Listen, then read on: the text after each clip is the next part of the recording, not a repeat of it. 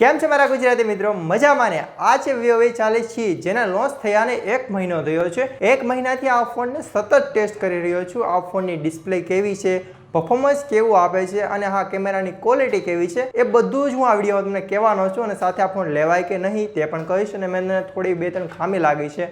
હા, તમારા મનમાં જે પ્રશ્નો છે ને તેના જવાબ તમને આ વિડીયોમાં મળી રહેશે। પણ જો તમે ચેનલ પર નવા હો તો જલ્દીથી પહેલા ચેનલને સબસ્ક્રાઇબ કરી નાખજો કેમ કે આપણે ગુજરાતીમાં આવા ટેક વિડીયો લાવતા રહેવાના છીએ। તો આપણે વિડીયોની શરૂઆત લુક એન્ડ બોડીથી કરીએ તો મોબાઈલ જોવો ને મિત્રો તો પ્રીમિયમ તો લાગે છે, પણ હું તમને કહી દઉં છું કે આની ડિઝાઇન છે ને મિત્રો મને બહુ સિમિલર લાગે છે Vivo V40 જેવી। અને હા, આ જ કંપનીમાં T3 Ultra છે ને તેનું પણ આવું જ લુક છે, એટલે લુકમાં જુઓ તો કોઈ ડિફરન્સ નથી। પણ જુઓ ને મિત્રો તો પાછળની તરફ તમને પ્લાસ્ટિકનું બેક કવર આપવામાં આવે છે। Vivo V40માં કાચનું બેક પેનલ જોવા મળે છે। હા, હું કમ્પેરિઝન થોડું કરતો જઈશ એટલે તમને ખબર પડે કે એ ફોન લેવાય કે આ ફોન લેવાય। અને જો મિત્રો ફ્રેમની વાત કરીએ તો અહીં ફ્રેમ તમને મેટલની નથી જોવા મળતી, પ્લાસ્ટિકની જ ફ્રેમ આપવામાં આવે છે। અને એન્હાન્સ ફીલ કહું ને તો મિત્રો આમ સારો છે, મેટ ફિનિશ પાછળ છે એટલે તમારે એટલી બધી ફિંગરપ્રિન્ટ નહીં આવે અને ફોનનો વજન પણ બહુ વધારે નથી કહી શકાતો। અને હા, હું તમને કહી દઉં કે આમાં તમને 5500 mAhની બેટરી જોવા મળે છે અને 80 વોટનો ચાર્જિંગ સપોર્ટ આપવામાં આવે છે। અને વજનની વાત કરીએ તો 183 ગ્રામ આ ફોનનો વજન છે।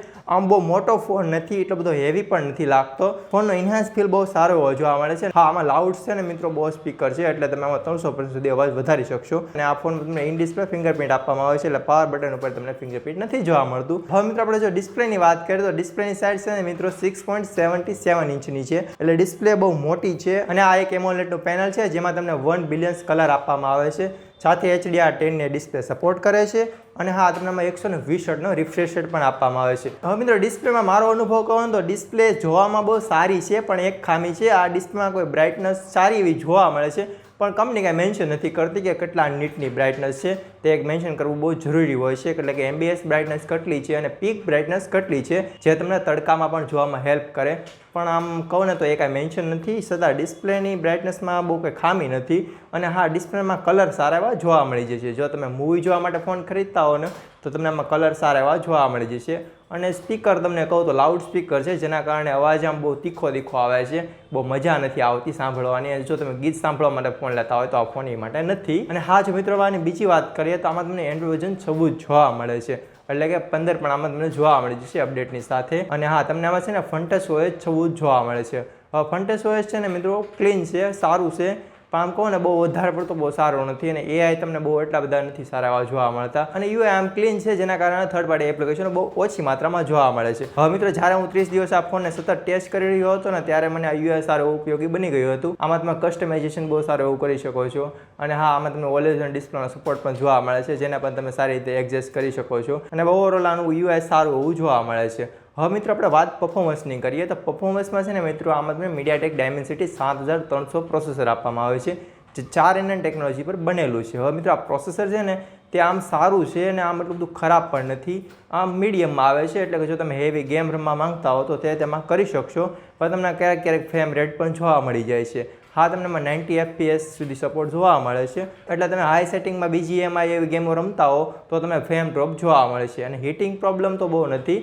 હા, પણ જ્યારે ફોન ચાર્જિંગ કરીએ અથવા તો તડકાવાળી જગ્યામાં કેમેરા એક્સેસ કરીએ ત્યારે થોડોક હીટિંગ ઇશ્યુ જોવા મળે છે। ગેમિંગ વખતે કાંઈ એટલો બધો હીટિંગ ઇશ્યુ જોવા નથી મળતો। પરફોર્મન્સ તો મિત્રો સારું એવું આપવામાં આવે છે, સતત હું તેને ટેસ્ટ કરી રહ્યો હતો, ગેમ પણ મેં સારી એવી રમી હતી અને ખાસ તો ઇન્સ્ટાગ્રામ જેવી એપ્લિકેશનો વાપરવામાં મજા આવે છે, YouTube પણ સારું એવું ચાલી જાય છે। હા, તમારે જો ફોન જોવા માટે જ પસંદ કરતા હો, ફક્ત મલ્ટીમીડિયા માટે, તો ફોન સારો છે, પણ જો તમારે વધારે પડતી એકલી ગેમિંગ કરવી હોય તો તેની માટે પ્રોસેસર ખાસ નથી। અને 4nm ઉપર બનેલું આ પ્રોસેસર છે જેના કારણે તમને બેટરી ડાઉન વધારે જોવા મળે છે। હા, તમને 5500 mAhની બેટરી આપવામાં આવે છે, સાથે 80 વોટનો ચાર્જિંગ સપોર્ટ પણ આપવામાં આવે છે, પણ હું એમ કહીશ કે બેટરી ડાઉન વધારે થાય છે। હા, મને થોડુંક પ્રોબ્લેમ લાગ્યું, બેટરી વધારે ખાય છે। હા, બીજું આમ જોઈએ તો મિત્રો પ્રોસેસર સારું એવું જોવા મળે છે। અને જો વાત કેમેરાની કરીએ, હા, કેમેરામાં છે ને મિત્રો પ્રોસેસર સારું એવું ઉપયોગી બને છે, ખાસ તો ફોટોને એન્હાન્સ કરવામાં। હવે પહેલાં હું તમને કેમેરા જણાવી દઉં તો 50 મેગાપિક્સલનો તમને પ્રાઇમરી સેન્સર આપવામાં આવે છે જેમાં તમને iOSનો સપોર્ટ જોવા મળે છે। એની નીચે છે ને મિત્રો તમને 8 મેગાપિક્સલનો અલ્ટ્રાવાઇડ સેન્સર જોવા મળે છે। હા, Vivo V40માં તમને બીજો એક 50 મેગાપિક્સલનો ટેલિફોટો લેન્સ જોવા મળે છે। અને હા, વિવોની V સિરીઝ છે ને તેના કેમેરાના લુક માટે જાણીતી હોય છે, પણ હું તમને કહીશ કે આ ફોનમાં કેમેરા સારા નથી। હવે પહેલાં હું તમને સેલ્ફી કેમેરો કહી દઉં તો 50 મેગાપિક્સલનો સેલ્ફી સેન્સર જોવા મળે છે। હવે મિત્રો સેલ્ફી સેન્સરની વાત જો ડિટેલમાં કરીએ ને તો એટલી બધી ક્લીન સેલ્ફી નથી આવતી હા, મને લાગ્યું કે આપણે સ્કિન ટોન હોય ને તે વધારે પડતો ડલ કરી દે છે, જેના કારણે તમારા ફોટોને એડિટ કરવા પડે છે અથવા ઇન્હાન્સ કરવા પડે છે. હા, ડિટેલિંગ સારો એવો જોવા મળી જશે, ટેક્સચર પણ સારા એવા જોવા મળી જશે, પણ તમને કહું એમ સેલ્ફીમાં એટલું બધું ખાસ નથી. અને પાછળના કેમેરાની જો વાત કરીએ તો પાછળના કેમેરા મિત્રો મને સારા લાગ્યા, પણ Vivo V40 કરતાં બહુ ઓછા સારા છે. હા, તમને એમ કહું ને કે તમારે ડિસેન્ટ આવી જશે, તમારે કાંઈ સોશિયલ મીડિયામાં અપલોડ કરવા હોય તો તેની માટે તમારે પહેલાં ફોટોને એડિટ કરવા પડશે. હા, તમે કોઈ ફોટોને એમને નહીં ચડાવી શકશો, કેમ કે તમને એમાં સ્કિન ટોન સાથે તમારે કલર ગ્રેડેશન થોડુંક કરવું પડશે. હા, આમ કહો ને મિત્રો તો કેમેરા આમ સારા છે. હા, જો વિડીયોની વાત કરીએ, વિડીયોમાં મિત્રો સારું એવું જોવા મળે છે. આમાં તમને 4K સુધી સપોર્ટ આપવામાં આવે છે, જેના કારણે તમે વિડીયો મસ્ત સ્ટેબિલાઇઝેશન ઉતારી શકો છો. વિડીયોમાં મિત્રો મને એક ખામી લાગી કે જ્યારે આપણે રનિંગ કરતા કોઈ વિડીયો શૂટ કરીએ છીએ ત્યારે મિત્રો છે ને ફ્રેમ એટલી બધી સ્ટેબલ નથી આવતી. બાકી જો તમે નોર્મલ રીતે વિડીયોગ્રાફી કરતા હો તો તમારી ફ્રેમ સ્ટેબલ આવે છે અને તમારો વિડીયો પણ એકદમ સ્ટેબલ ઉતરે છે. આ મને વિડીયોમાં ખામી લાગી. અને હા મિત્રો, સેલ્ફી સેન્સર છે ને તેમાં તમને 1080 સુધી વિડીયો સપોર્ટ જોવા મળે છે. આગળની સાઈડ તમને 4K નથી જોવા મળતું. 50 મેગાપિક્સલનું સેલ્ફી સેન્સર છે, છતાં તમને આમાં 4K નથી આપવામાં આવતું.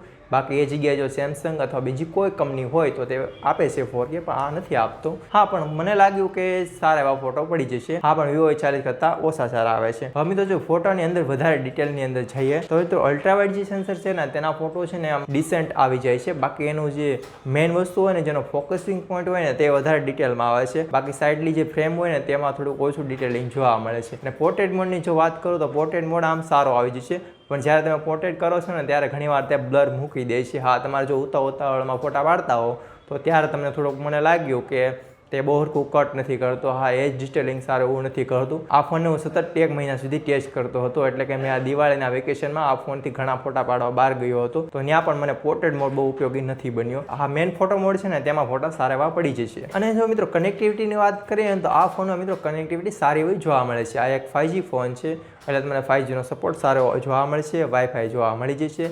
બ્લૂટૂથ 5.4 જોવા મળે છે, જેની કનેક્ટિવિટી સારી એવી છે. બ્લૂટૂથ પણ મેં વાપર્યા છે, વાયરલેસ બહુ સારું એવું કનેક્ટિવિટી આપી દે છે. અને હા, તમને આમાં NFC નો સપોર્ટ નથી જોવા મળતો, પણ તમને આમાં રેડિયો સિસ્ટમ પણ નહીં જોવા મળે. હા, હું તમને કહીશ કે આમાં GPS સિસ્ટમ આપવામાં આવે છે. અને જો ફોનના પ્રોટેક્શનની વાત આવે તો મિત્રો તમને આમાં IP64ની રેટિંગ આપવામાં આવે છે. પણ એક વસ્તુ છે કે આ કંપની કોઈ મેન્શન નથી કરતી કે આગળની સાઈડ જે ગ્લાસ આપવામાં આવે છે ડિસ્પ્લેનો તે કયો છે, ગોરેલા ગ્લાસ છે કે કોઈ અલગ પ્રોટેક્શન છે, તે નથી મેન્શન કરવામાં આવ્યું. અને હા, એ એક ખામી લાગી કે પ્રોટેક્શન તો થોડુંક સારું આપવાની જરૂર છે. હા, Vivo V40 છે ને તેમાં પ્રોટેક્શન મેન્શન કરેલું છે, પણ આમાં એ વસ્તુ નથી મેન્શન. અને બીજું વાત કરું તો તમને આમાં ઇન ડિસ્પ્લે ફિંગરપ્રિન્ટ સેન્સર આપવામાં આવે છે, જે સારું એવું વર્ક કરે છે. ફેસ અનલોક પણ જોવા મળી જશે, તે પણ બહુ સ્પીડથી કામ કરે છે, તેમાં મને કંઈ ખામી ન લાગી. મને એમ લાગ્યું કે બેટરીમાં ખામી છે. મેં તમને 2 વાર કહ્યું કે 55 mAhની બેટરી છે, પણ હું કહીશ કે ખામીવાળી છે, કેમ કે તમને બેટરી રેન્જ વધારે જોવા મળે છે. આ ફોનમાં તમને 2 વેરિયન્ટ જોવા મળે છે. કલર વેરિયન્ટ પણ 2 આપવામાં આવે છે અને રેમ એન્ડ સ્ટોરેજ માટે પણ 2 વેરિયન્ટ આપવામાં આવે છે. 128GB સાથે તમને 8GBની રેમ જોવા મળે છે અને 256GB સાથે પણ 8GB આપવામાં આવે છે. હવે મિત્રો મને અહીં એક પ્રોબ્લેમ થયો કે 12GBની રેમ આપવાની જરૂર છે. હા, 512GB સાથે 12GBની રેમ આપી હોય તો એક સારી વસ્તુ કહી શકાય, પણ એ નથી. હા, તમને કલર વેરિયન્ટ 2 જોવા મળી જશે. આમાં તમને એક બ્લુ કલર પણ આપવામાં આવે છે. અને જો ફોનની પ્રાઇસની વાત કરીએ તો 26,000ની આજુબાજુ આની પ્રાઇસ રેન્જ અત્યારે જોવા મળે છે. અને Vivo V40ની પ્રાઇસ તમને 31,000ની આજુબાજુ જોવા મળે છે. એટલે બંને ફોન વિશે 5,000નો ડિફરન્સ છે. આપણે એક ડિટેલ વિડીયો પણ કરવાના છીએ કે Vivo V40e અને Vivo V40 બંને ફોનમાંથી કયો ફોન બાય કરાય અને તેની વચ્ચે શું અંતર છે તેની ઉપર આપણે એક વિડીયો લાવવાના છીએ. પણ અત્યારે હું તમને થોડુંક કહી દઉં કે જો તમે એક ફોન બાય કરવા માંગતા હો તો આ ફોન એ નથી. હા, તમારી જે જરૂર છે ને મિત્રો તે આ ફોન સંતોષી નહીં શકે. એક તો આનું લુક એન્ડ બોડી હું કહીશ કે એટલું બધું પ્રીમિયમ નથી. હા, એ બીજા ફોન જેવું સમાન જોવા મળે છે અને બેટરી ડાઉન વધારે જોવા મળે છે. પરફોર્મન્સ બહુ ખાસ નથી. અને હા, જો તમારે પ્રીમિયર ફોન જેવો ફોન લેવો હોય તો તેની માટે સારો છે લુક એન્ડ બોડીથી. બાકી ફોન એટલો બધો ખાસ નથી. સતત 1 મહિનાના ટેસ્ટિંગથી હું આ તમને કહી દઉં કે આ ફોન એટલો બધો ખાસ નથી. અને તમને કેવો લાગ્યો આ ફોન એ મને તમારા કોમેન્ટમાં જણાવવાનું છે. અને જો તમે આ ફોન ખરીદી લીધો હોય તો પણ તમારે મને કોમેન્ટમાં જણાવવાનું છે કે તમને આ ફોન કેવો લાગ્યો. અને જો તમને વિડીયો સારો લાગ્યો હોય તો જલ્દી વિડીયોને લાઇક કરી નાખજો, ચેનલ સબસ્ક્રાઈબ કરી નાખજો અને બાજુનો બેલ આઇકન જરૂર પ્રેસ કરજો, એટલે મારા નવા વિડીયો તમને જલ્દી મળી રહે. અને હા, મારા ગુજરાતી મિત્રો વિડીયોને શેર કરવાનું ભૂલતા નહીં, એટલે તમારા ભાઈબંધને પણ આ વિડીયો ઉપયોગી બને છે. હા, તમારા ભાઈબંધની સાથે આ વિડીયો શેર કરી દેજો. અમારી ચેનલ સબસ્ક્રાઈબ કરી જ રાખજો, કેમ કે આપણે ગુજરાતીમાં આવા કોન્ટેન્ટ લાવતા રહેવાના છીએ. તો હું મળીશ તમને એક નવા ફોનની સાથે એક નવા વિડીયોની અંદર. ત્યાં સુધી જતો રહ્યો ગુજરાતી. જય જય ગરવી ગુજરાત.